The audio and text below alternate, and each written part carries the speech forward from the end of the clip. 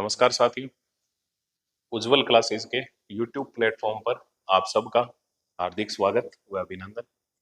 कैसे हैं आप? आशा करता हूँ कुशल मंगल होंगे और बढ़िया तरीके से नोट्स बना रहे होंगे। हम राजस्थान की कला संस्कृति में वाद्य यंत्र टॉपिक पढ़ रहे थे और कुछ बेसिक्स ही हमने बातें की थी वाद्य यंत्र के बारे में, फैक्ट वगैरह देखे थे। आज हम देखते हैं, आपको वैसे पता है वाद्य यंत्र 4 प्रकार के होते हैं। तारों से स्वरों की उत्पत्ति हो तत्व वाद्य यंत्र, फूंक दे के बजाया जाए सुशीर वाद्य यंत्र, और ऐसा जिसपे खाल मडी हुई हो उसे कहते हैं अवनद वाद्य यंत्र या ताल या थाप वाद्य यंत्र, और धातु से बना हुआ घन वाद्य यंत्र। तो आज हम पढ़ने वाले हैं तत्व वाद्य यंत्र। तारों से जिनमें स्वरों की उत्पत्ति हो वो कहलाते हैं तत्व वाद्य यंत्र। तो परिभाषा हमने देख ली, ऐसे वाद्य जिनमें तारों की सहायता से स्वरों की उत्पत्ति हो वो क्या कहलाते हैं तत्व वाद्य यंत्र। लेकिन तत्व में भी वी तत्व क्या होते हैं? तार तो है वाद्य यंत्रों में, लेकिन साथ में आपको पता होगा अगर गज या डंडी की सहायता से बजाया जाए वो क्या कहलाता है? वी तत्व। ऐसे ही बात करते हैं तत्वाद्य यंत्र कौन से हैं, तो आपको पता होगा। इसके लिए शॉर्ट फॉर्म याद रखने के लिए दिमाग में क्या रखना है? साई जरा भूत सू दूर चीर, साई जरा भूत सू दूर चीर, भूत सू दूर चीर, मैं कहां घुसूं, मैं कहां घुसूं। अब देखो, याद रखने के लिए ये थोड़ा सा शॉर्ट अपना लें, इससे फायदा मिल जाएगा। आप जैसे मान लो आपको यमराज ने बुला लिया और साईं के पास ले गए, ईश्वर के पास ले गए। वहां पे साईं है, गॉड है, भगवान है। तो भगवान के पास तो भूत प्रेत आत्माएं भी रहेगी और शुद्ध आत्माएं भी रहेगी। तो भगवान आपको कह रहा है कि बेटा भूख लगी है क्या? आप कह रहे हो लगी तो है। वो कह रहे हैं काकड़ी चीरूं क्या तार से? तुम कह रहे हो बिल्कुल काकड़ी तो चीर दो, लेकिन भूत से दूर चीरना है। तो तुम क्या कह रहे हो? साईं जरा भूत सू दूर चीर, मैं कहां घुसूं, मुझे भयंकर तरीके का डर लग रहा है भूतों से, मैं कहां घुसूं। साईं जरा भूत सू दूर चीर, मैं कहां घुसूं।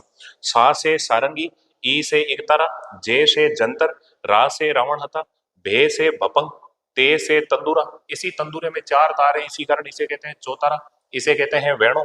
इसके अलावा सू से सुरिंदा, दू से दुका को, रे से रबाज, ची से चिकारा, रे से रबाब, मैं को छोड़ दो, का से कामाईचा, गो से गोजरी और सू से सुरमंडल। और सारे के सारे वाद्य यंत्र में इसी क्रम में तुम्हें पढ़ाऊंगा, जैसे मैंने शॉर्ट बना रखे हैं इसी क्रम में मैं पढ़ाऊंगा, आगे पीछे नहीं करूंगा। और इतना कह रहा हूं तुम्हें, पूरे वादे के साथ कह सकता हूँ, पूरे दावे के साथ कहता हूँ, भूतों ने भविष्य थी।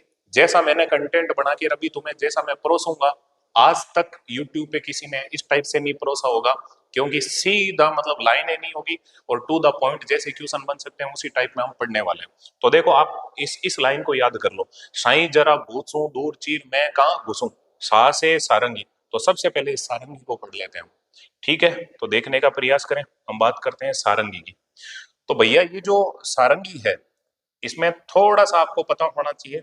ये जो सारंगी है, बात करते हैं इस सारंगी की, देखने का प्रयास करें। सारंगी का अन्य नाम क्या है? कामायचा का राजा। कामायचा का राजा किसे कहते हैं? सारंगी को। ये क्वेश्चन पूछा जा सकता है। निर्माण किससे होता है? सागवान की लकड़ी से। से सारंगी है, से सागवान, सागवान की लकड़ी से बनती है सारंगी। फिर देखो, इसमें तार कितने होते हैं? 27। ये क्वेश्चन पूछा हुआ है। 27 तार से निर्मित वाद्य यंत्र होता है, वो कौन सा है? सारंगी। और ये 27 तार होते हैं, वो किससे बने होते हैं? बकरे की आंत से और घोड़े की पूंछ से निर्मित होते हैं। और ये जो सारंगी होती है, इसे बजाते हैं, कैसे बजाते हैं? गज की सहायता से। भैया आप समझने का प्रयास करना, ये सागवान की लकड़ी से सारंगी बन रही है। थोड़ा सा देखने का प्रयास करें। ये जो सागवान की लकड़ी है, इसी से निर्माण किसका हो रहा है? तो आपको दिमाग में रखना है, इसी से क्या बन रही है? ये देखो, बहुत सारे तार ही तार है, 27 तारों वाली है सारंगी। और इसको बजाएंगे किससे? तो आपको पता होना चाहिए, इसको किससे बजाएंगे? गज से। गज से। तो गज से बज रही है, इसलिए कैसा वाद्य यंत्र हो जाएगा? वी तत्व। केवल तारों से और उस पे डंडी से नहीं बजाएं, केवल हाथ से बजाएं, वो होता है तत्वादी यंत्र। लेकिन उसके ऊपर गज का प्रयोग किया जाए तो वो क्या कहलाता है? वी तत्वादी यंत्र। और ये जो सारंगी है, इसकी आकृति कैसी होती है? चतुष्कोणीय, 4 कोणों में होती है, चतुष्कोणीय। वैसे आप जानते हो अष्टकोणीय वाद्य यंत्र कौन सा होता है? तो वो है चंग। अष्टकोणीय वाद्य यंत्र चंग। और भैया चतुष्कोणीय वाद्य यंत्र कौन सा है? सारंगी। 27 तार से निर्मित है। और तार किसके हैं? बकरे की आंत के। या घोड़े की पूंछ के बाल बता सकते हो। और ये जो सारंगी है इसे क्या कहते हैं, कामायचा का राजा। और सारंगी का निर्माण किससे होता है, सागवान की लकड़ी से। तार 27 बकरे की आंत या घोड़े की पूंछ के बजाते हैं गज की सहायता से। और कैसा वाद्य यंत्र हो जाएगा, वितत वाद्य। और इसकी आकृति है चतुष्कोणीय। अब इसका वादन कौन करते हैं, किस क्षेत्र में, तो पश्चिमी राजस्थान में। और कौन करते हैं, लंगा जाति के लोग और भैया मारवाड़ के जोगी। लंगा जाति के लोग सारंगी बजाते हैं और मारवाड़ के जोगी सारंगी बजाते हैं। अब देखो अन्य नाम क्या है, तो आप बता सकते हो कामायचा का राजा। फिर निर्माण सागवान की लकड़ी से। तार 27 तार होते हैं, बकरे की आंत के या घोड़े की पूंछ के बाल के होते हैं ये तार। बजाते हैं गज की सहायता से, इसलिए कैसा है, वितत्वाद्य यंत्र। और आकृति कैसी है, चतुष्कोणीय है। और भैया वादन पश्चिमी राजस्थान में होता है, किसके द्वारा, लंगा जाति के लोग। या आप बता सकते हो और कौन है भैया, तो मारवाड़ के जोगी। लंगा जाति के लोग और जोगी ये बजाते हैं सारंगी। अब हम देखते हैं सारंगी के प्रमुख वादक कौन कौन हुए। तो देखें, पंडित रामनारायण, उदयपुर के निवासी थे पंडित रामनारायण, वो प्रमुख सारंगी वादक थे। और देखो रजब अली, रजब तेंस गजब कीन्या सिर पर बांध्या मोड़, आया तू हरि भजन को किया नरक में ठोड़, वो दादू दयाल जी के शिष्य थे रजब जी। ये रजब अली अलग है। और देखो अल्लाह दिया खां, अल्लाह दिया खां। इसके अलावा असीन खां, लंगा जाति है भैया और कुछ नहीं है। असीन खां आपको पता होगा बाड़मेर के निवासी थे, सिंधी सारंगी बजाते थे। और असीन खां लंगा को आपको पता है आगा खां संगीत अवार्ड 2022 मिला है। इसके अलावा सुल्तान खां, लाखा खां, मोइनुद्दीन खां, खां खां, देखो असीन खां, सुल्तान खां, लाखा खां, मोइनुद्दीन खां, ये सब के सब क्या बजाते हैं, सारंगी। सारंगी के प्रकार की अगर बात करें तो एक होती है सिंधी सारंगी जिसमें 27 तार होते हैं और लंगा जाति के लोग इसका प्रयोग करते हैं। एक होती है गुजराती सारंगी, इसमें 7 तार होते हैं। देखो सिंधी सारंगी, गुजराती सारंगी। एक होती है धानी सारंगी, जो निहाल दे की कथा सुनाते हैं वो भोपे धानी सारंगी को बजाते हैं। ये प्रश्न पूछा हुआ एग्जाम में, निहाल दे की कथा सुनाने वाले भोपे किस सारंगी को बजाते हैं, धानी सारंगी। एक होती है डेढ़ पसली सारंगी।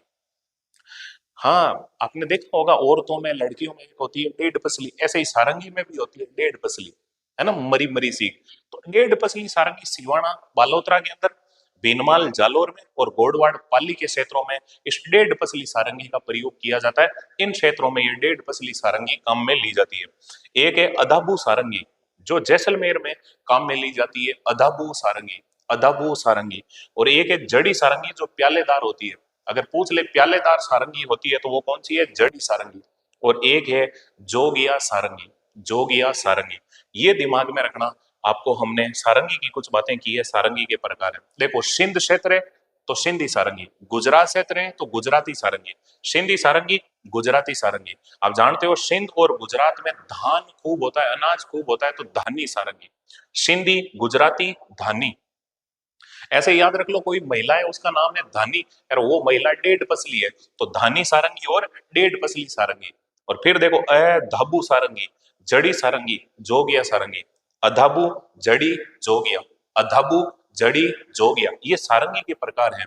आप कभी RS मेंस जैसा एग्जाम भी लिखें और वहां 200 शब्दों में अगर सारंगी शब्द के बारे में आपको लिखना हो तो भैया ये सारी बातें आप मौखिक याद रख सकते हो और इससे आपका बेड़ा पार हो सकता है।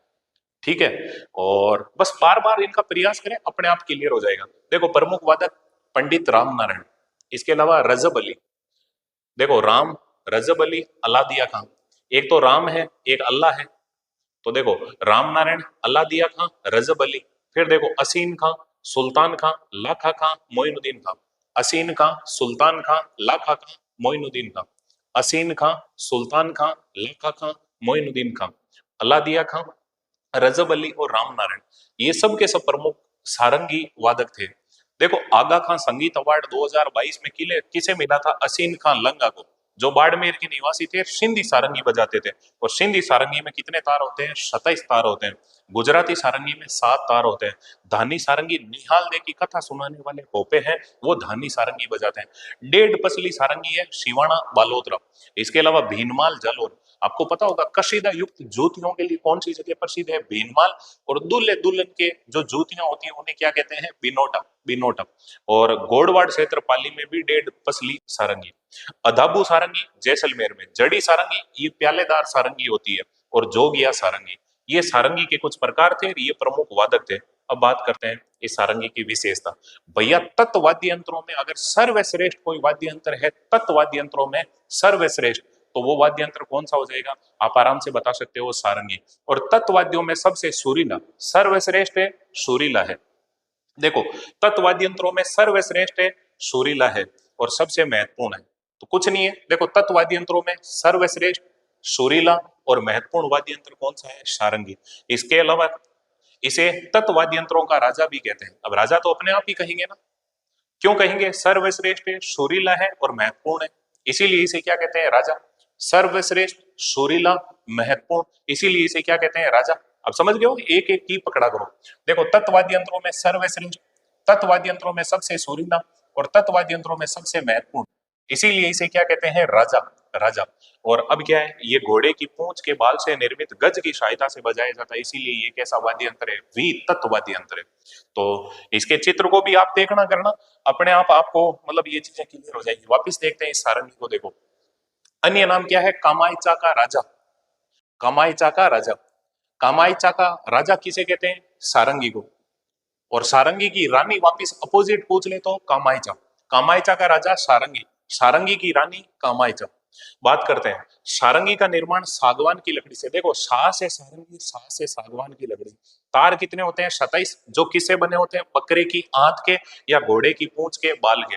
और बजाते कैसे हैं? गज की सहायता से, इसलिए कैसा है? तत्व है, लेकिन तत्व में भी कैसा है? वितत्ववाद्य। इसकी आकृति कैसी है? चतुष्कोणीय। तो अष्टकोणीय, 8 कोणे वाला कौन सा वाद्य यंत्र होता है? वो होता है चंग। चंग। खैर जो भी हो, और वादन पश्चिमी राजस्थान में लंगा जाति के लोगों द्वारा, मैन ये याद रख लें, लंगा, लंगा जाति के लोगों द्वारा, या फिर आप बता सकते हो कौन? मारवाड़ के जोगी क्या बजाते हैं? सारंगी। तो दिमाग में रखना, लंगा जाति के लोग हैं पश्चिमी राजस्थान में, वो क्या बजाते हैं? सारंगी। फिर देखें प्रमुख वादक कौन कौन है? राम नारायण, रजब अली, अलादिया खान। राम नारायण, रजब अली, अलादिया खान। राम नारायण, रजब अली, अलादिया खान। और देखो असीन खां, सुल्तान खां, लाखा खां और मोइनुद्दीन खां। असीन खां, सुल्तान खां, लाखा खां और मोइनुद्दीन खां। असीन खां, सुल्तान खां, लाखा खां और मोइनुद्दीन खां, ये सारे के सारे सारंगी के प्रमुख वादक थे। प्रकार सिंधी सारंगी, गुजराती सारंगी, धानी सारंगी, डेढ़ पसली सारंगी। सिंधी सारंगी, गुजराती सारंगी, धानी सारंगी, डेढ़ पसली सारंगी। फिर देखो ए दाबू, हावड़ू पढ़ लीजिए नहीं तो बोरी के नीचे ए दाबू। तो अदाबू सारंगी जैसलमेर में। जड़ी सारंगी, जड़ी सारंगी जो प्यालेदार है। इसके अलावा जोगिया सारंगी, ये सारंगी के प्रकार होते हैं। और विशेषता में क्या है? सर्वश्रेष्ठ, सुरीला है, सबसे महत्वपूर्ण है, इसीलिए ये क्या है? राजा, तत्वाद्य यंत्रों का राजा। और भैया आपको पता होगा घोड़े की पूंछ के बाल से जो डंडी होती है उसी से इसे बजाया जाता है, गज की सहायता से बजाया जाता है। तो तत्वाद्य यंत्रों में पहला हमने क्या देखा? सारंगी वाद्य यंत्र। मेरे हिसाब से याद रह जाएगा, इतना वर्क करना पड़ेगा, मेहनत करनी पड़ेगी, तब जाके क्लियर होगा सारंगी। अब सारंगी के बाद में अगर बात करें तो फिर क्या है? एकतारा।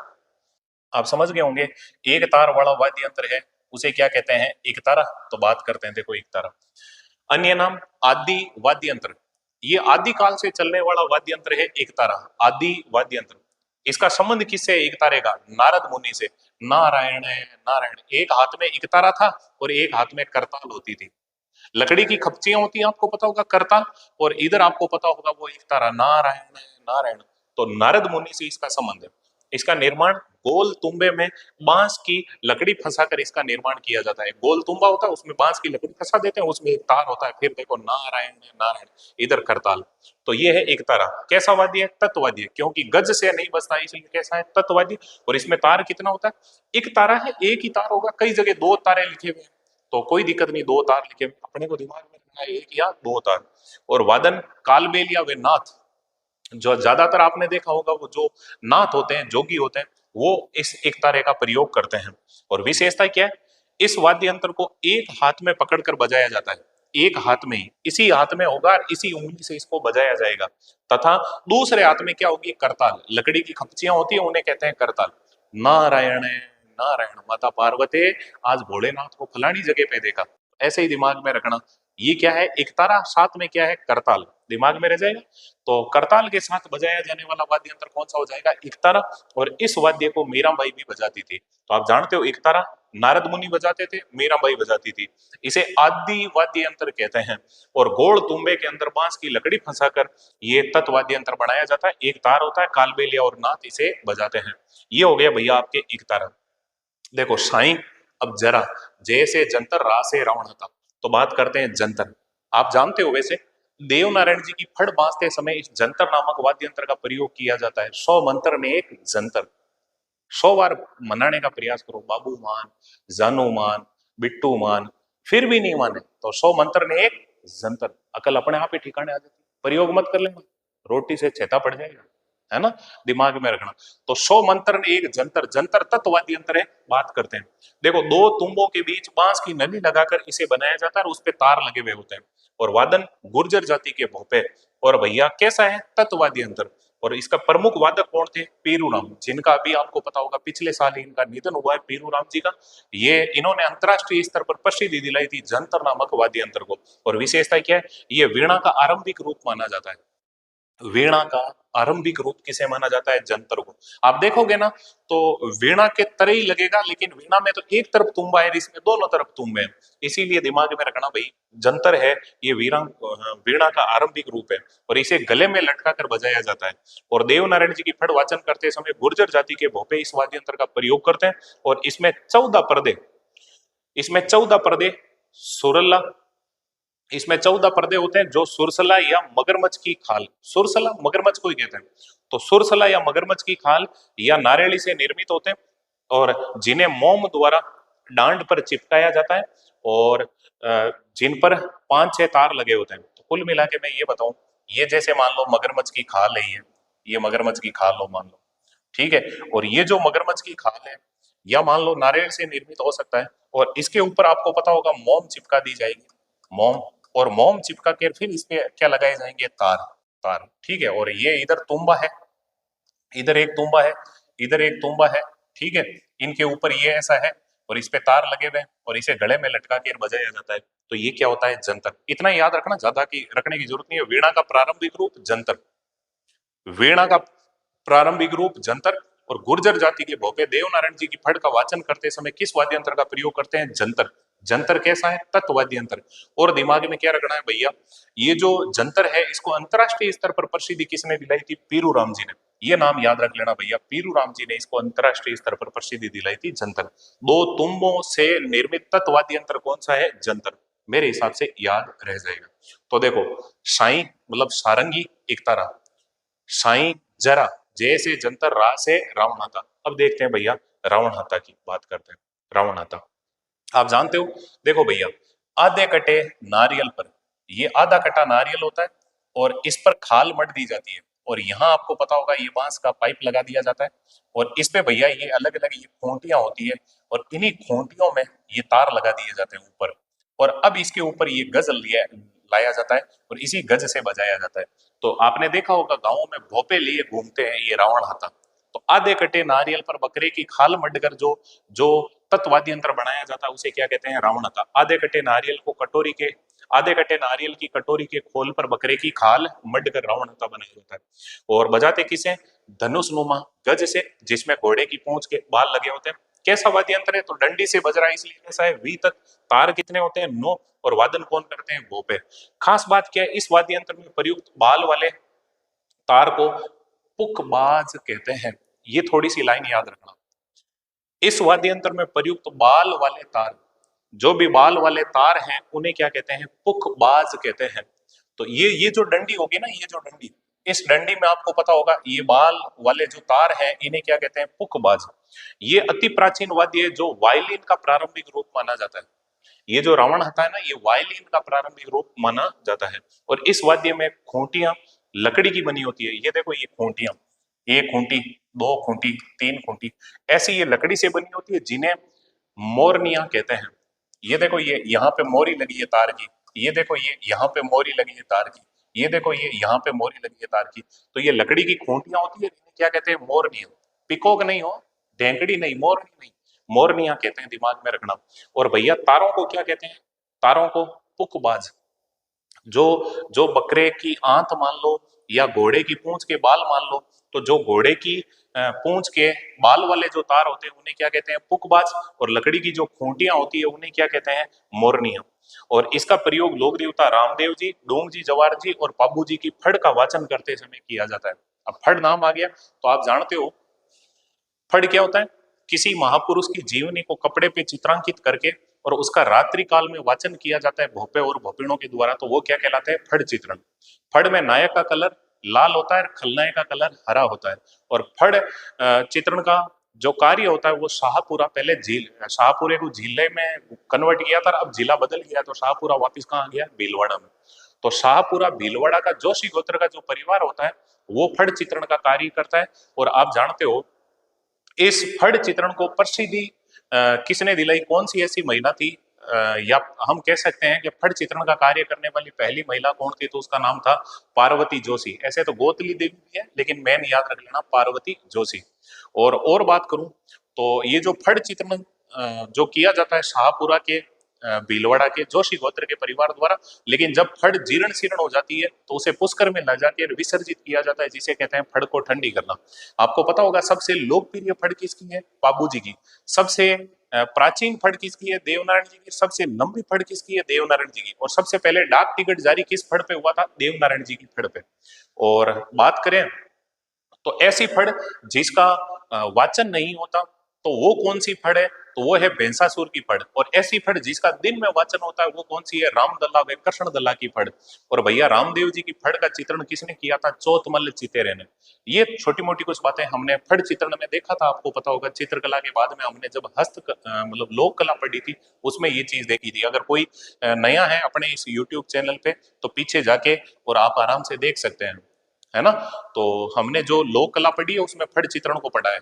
और हमने जहां कहीं पे भी लोक देवता पढ़े उनमें भी मैंने फड़ चित्रण की बातें जरूर की है, तो दिमाग में रखना। तो रामदेव जी, डोंग जी, जवार जी और पाबू जी की फड़ का, पाबू जी के जो भोपे हैं फड़ का वाचन करते समय इस का प्रयोग करते हैं। किसका भैया, रावण हत्ता का। दिमाग में रखना। यहां से इंपॉर्टेंट सवाल क्या, आधे कटे नारियल पर बकरे की खाल मढ़ के बनाया जाने वाला तत्ववादी यंत्र कौन सा है, रावण हत्ता। इसे बजाते कैसे हैं, तो आप बता सकते हो धनुषनुमा गज से। तो ये कैसा वाद्य है, वी तत्व। तार कितने हैं, 9, बजाते कौन है, भोपे। बस। और तो क्या है इसमें, जो जो तार बकरे के मतलब घोड़े के पूंछ के या बकरे की आंत के जो तार होते हैं उन्हें क्या कहते हैं, पुखबाज। तारों को कहते हैं पुखबाज। और जो लकड़ी की खूंटियां होती है उन्हें क्या कहते हैं, मोरनियम। ये जो खूंटियां हैं इन्हें तो कहते हैं मोरनियम, मोरनियम, मोरनियम, क्योंकि इनमें मोरी लगेगी। और ये जो तार हैं इनके अंदर जुड़े हुए, इन तारों को क्या कहते हैं, तो वो कहते हैं पुखबाज। ये था भैया रावण हत्था। वायलिन का प्रारंभिक रूप माना जाता है कि कौन भाई, रावण हत्था। तत्वाद्य यंत्रों में हम बात करते हैं बपंग। कुछ नहीं है, बपंग क्या होता है तो आप जानते हो, ये देखो ये एक तुम्बी है। इस तुम्बी के अंदर देखो भैया, यहां से एक तार को निकाल दिया जाएगा और बस इसके आगे ये डंडी के तार बांध दिया जाएगा। अब क्या करेंगे, इसको खाक में दबा के और बस इस तार को ढीला छोड़ेंगे, खींचेंगे, ढीला छोड़ेंगे, खींचेंगे। और इधर से फिर वो उंगलियों से इस तार पे वो यूं चोट मारता जाएगा, इससे आवाज निकलेगी, बपंग, बपंग, बपंग। इसीलिए इसका नाम क्या हो गया, बपंग। और इसके प्रमुख कलाकार कौन थे, ये मेवात क्षेत्र में प्रयोग में आता है। और इसके प्रमुख कलाकार है, उनका नाम क्या है, जहूर खां मेवाती और उमर फारूक मेवाती। जहूर खां मेवाती और उमर फारूक मेवाती। तो दिमाग में रखना, बपंग क्या है, तुम्बी में तार जोड़कर, ये देखो तुम्बी और तार जोड़ दिया। और इसकी आकृति कैसी होती है, अंक गणित के 8 के समान। आप देखने का प्रयास करें, 8 ऐसा ही तो होता है, ये और ये नीचे और मेंढी। तो देखने का प्रयास करें इसकी आकृति कैसी है, तो अंक गणित के 8 के समान। ये देखो ये अंक गणित का 8। तो अंक गणित के 8 के समान आकृति वाला जो वाद्य यंत्र है वो कौन सा है, तो भपंग। और किसके समान है, डमरू के समान। आप समझ गए होंगे, देखो डमरू के समान। और इसका वादन मेवात क्षेत्र में कौन करते हैं, जोगी। और प्रमुख वादक कौन है, जहूर खां मेवाती और उमर फारूक। और इसे खाक में दबाकर बजाया जाता है। ये कौन सा हो गया भैया, भपंग। अब बात करते हैं, देखो तंदूरा, तंबूरा, इसे ही कहते हैं भैया चौतारो, वेणो और निशान। रोइडे की लकड़ी से बना होता है, 4 तार हैं। और आकृति कैसी है इसकी, तानपुरे के समान 4 तार हैं बस। 4 तार होने के कारण इसे क्या कहते हैं, चौतारा। ये पश्चिमी राजस्थान में बजाया जाता है और कामड़ जाति के लोग बजाते हैं। आप जानते हो ना कामड़िया पंथ किसने चलाया था, रामसा पीर ने, रामदेव जी ने कामड़िया पंथ चलाया था। तो चौतारा या वेणो है, कामड़ जाति के लोग इसे बजाते हैं पश्चिमी राजस्थान में। और विशेषता क्या है, तो इसको जो चौतारों को बजाएंगे ना, तो आपको पता है ये जो चिटली उंगली है, इसके पास वाली जो उंगली है, इसी के अंदर मिजरा पहना जाएगा। कुछ नहीं, गोल गोल रिंग पहनी जाएगी उंगलियों में, मिजरा पहनकर और इस चौतारों को बजाया जाता है, 4 तार वाले वाद्य यंत्र को बजाया जाता है। तंदूरा, तंबूरा या चौतारो या वेणा कौन बजाते हैं? कामड़ जाति के पुरुष। जब महिलाएं तेरे ताली नृत्य करती है तो उस टाइम में तंदूरा, चौतारो या वेणा बजाते हैं। देखो, तेरे ताली नृत्य करते समय पुरुषों द्वारा बजाया जाने वाला वाद्य यंत्र, हालांकि सुन ले, तेरे ताली नृत्य का प्रमुख वाद्य यंत्र कौन सा है? मंजीरा। तेरे ताली नृत्य का उद्गम स्थल माना जाता है पादरला गांव पाली को, और इसकी प्रमुख नृत्यांगना कौन है? मांगी बाई। तेरे ताली नृत्य कैसा है? व्यवसायिक नृत्य, रुपए पैसे कमाने के लिए किया जाने वाला नृत्य। और कैसा है? धार्मिक नृत्य, क्योंकि रामसा पीर के मंदिर के बाहर कामड़ जाति की महिलाएं बैठ के और फिर आपको पता होगा बहुत सुंदर तरीके से तेरे ताली नृत्य करती है। इसमें अलग अलग क्रियाएं करती है, जैसे झाड़ू निकालना, जैसे बिलोना करना, ये अलग अलग मतलब क्रियाएं होती रहती है इस तेरे ताली नृत्य में। हम नृत्य पढ़ेंगे उस टाइम ज्यादा डिटेल में बात करेंगे, अभी इतना ही देख रहे हैं। तो देखो, तंदूरा, तंबूरा, चौतारो, वेणम, या इसे ही कहते हैं निशान। इसमें आपको पता होगा उंगली में मिजराब पहनकर कौन सा, मिराज नहीं कह रहा मैं, मिजराब, मिजराब पहनकर कौन सा वाद्य यंत्र बजाया जाता है? तंदूरा, तंबूरा, चौतारो, वेणो या निशान। कौन कौन बजाते हैं इसे? तो आप बता सकते हो, कामड़ जाति के लोग पश्चिमी राजस्थान में, जैसलमेर साइड पश्चिम में ही है, तो पश्चिमी राजस्थान में कामड़ जाति के लोग। कामड़िया पंथ किसने चलाया था? रामदेव जी ने। और ये तंदूरा किसे बना होता है? रोहिड़े की लकड़ी से।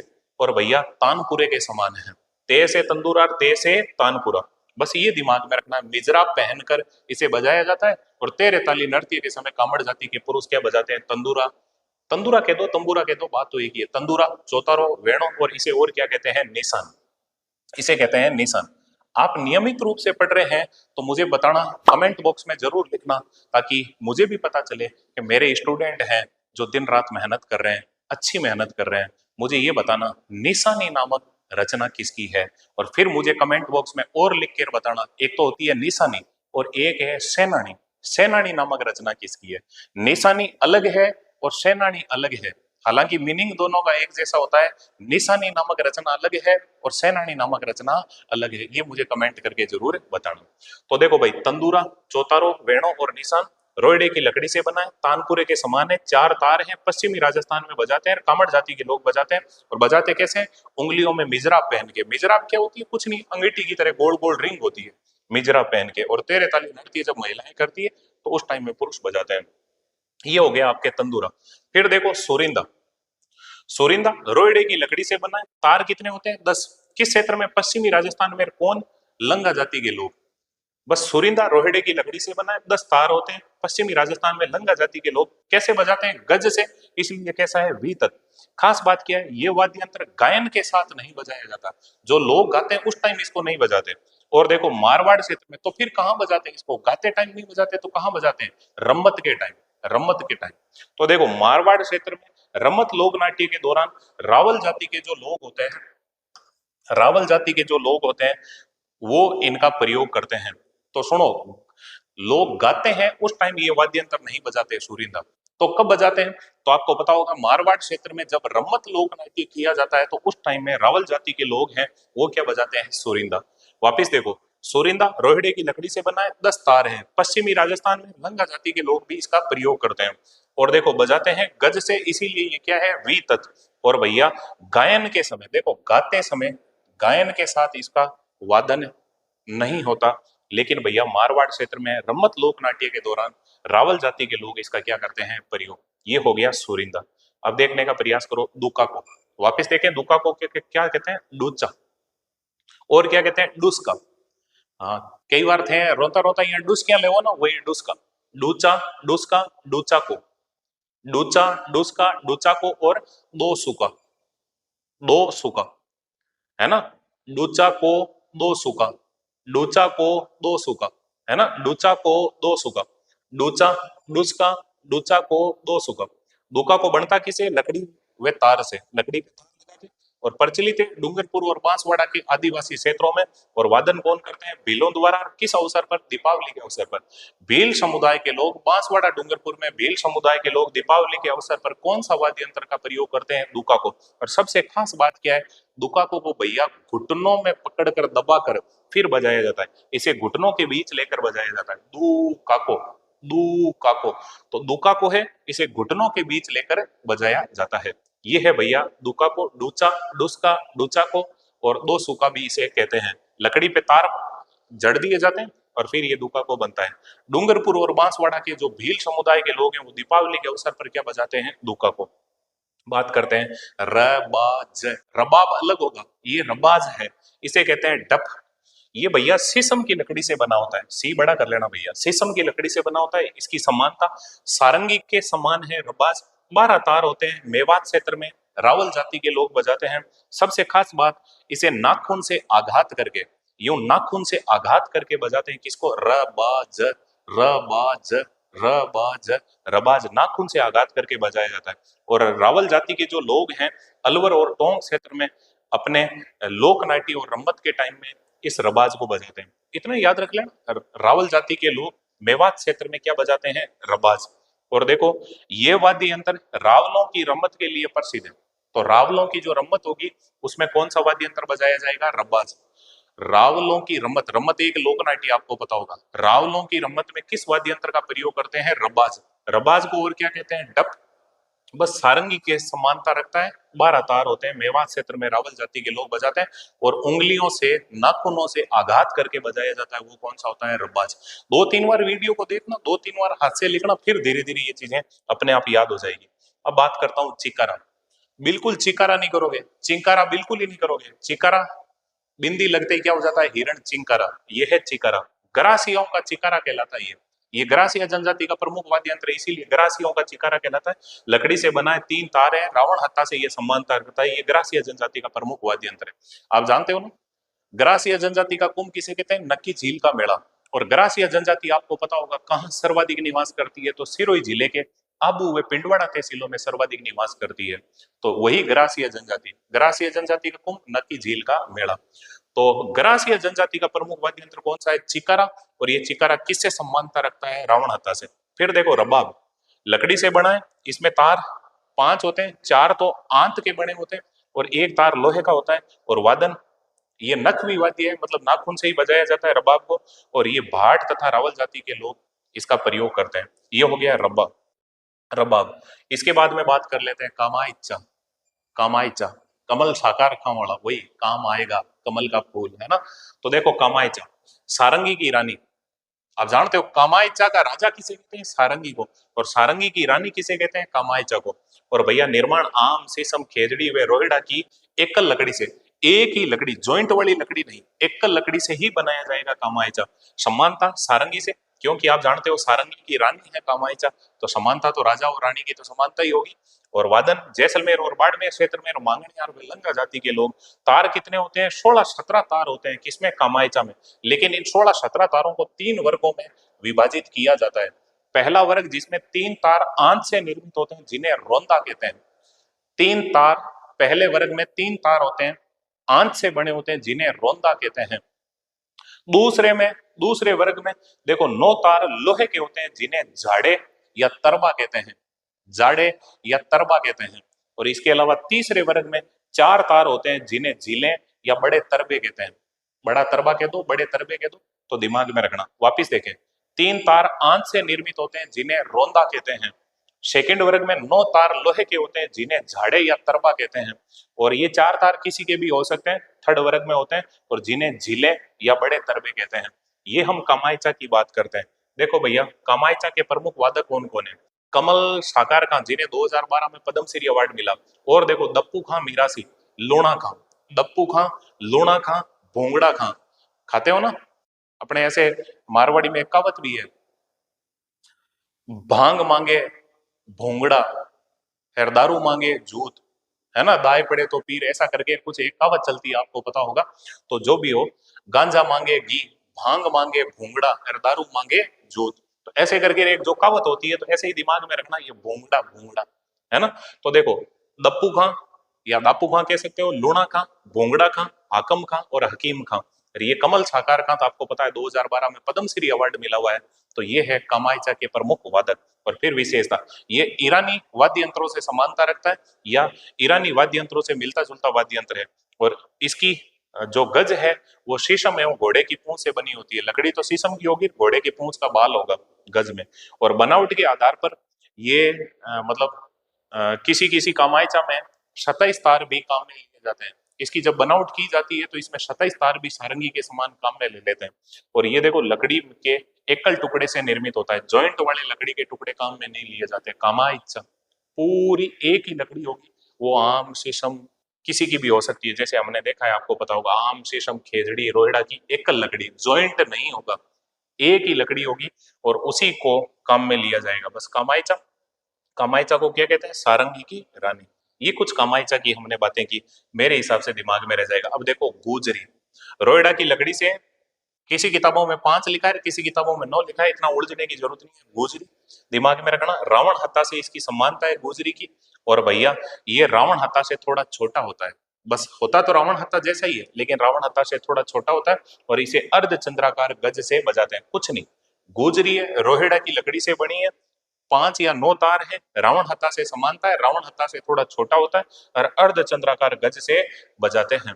और तत्वाद्य यंत्रों में हम बात कर लेते हैं, लास्ट तत्वाद्य यंत्र वो है सुर मंडल। सुर मंडल, अन्य नाम क्या है? स्वर मंडल या कोकिला वीणा। ये इंपॉर्टेंट है, कोकिला वीणा किसे कहते हैं? सुर मंडल को, या स्वर मंडल। निर्माण लकड़ी की पट्टियों से, लकड़ी की खपचियां हैं, पट्टियां, उनसे, और इसमें तार 21 से लेकर 26 तक होते हैं। पश्चिमी राजस्थान में बजाया जाता है और मांगलिया जाति के लोगों द्वारा बजाया जाता है। और भील समुदाय के लोग दीपावली के अवसर पर इसे बजाते हैं।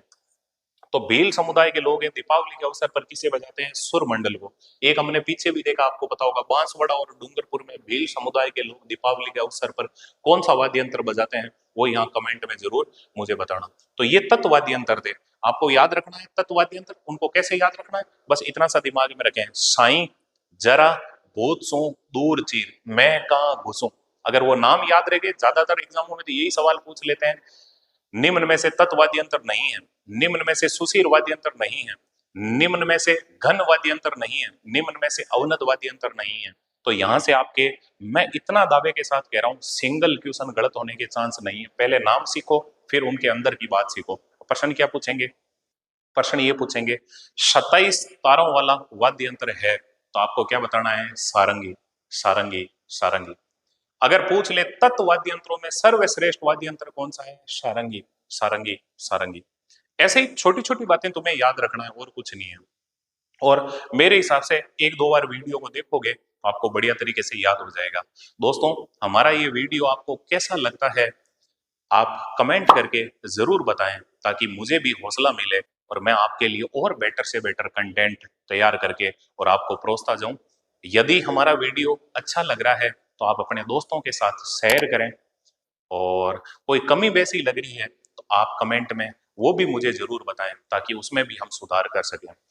ओके दोस्तों, आप इतने समय के लिए मेरे साथ और इन वाद्य यंत्रों के साथ जुड़े रहे, इसके लिए आप सबका तहे दिल से धन्यवाद, शुक्रिया, थैंक यू।